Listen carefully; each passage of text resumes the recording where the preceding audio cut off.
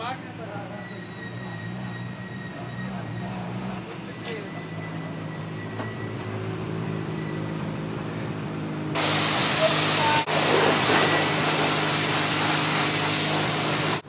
vaikeet tiet oli, että mä vähän odotin itseltä liikoja.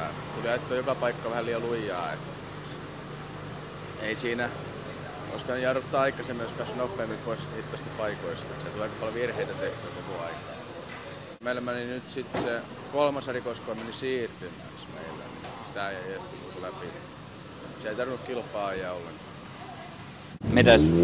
Miten veikkaat, että uni tulee tämmöisen päivän jälkeen? Sitä varmaan heti sammuu, kun sänkyyn pääsee. Jos suihkussa jaksaisi käydä, niin kumaan samaan.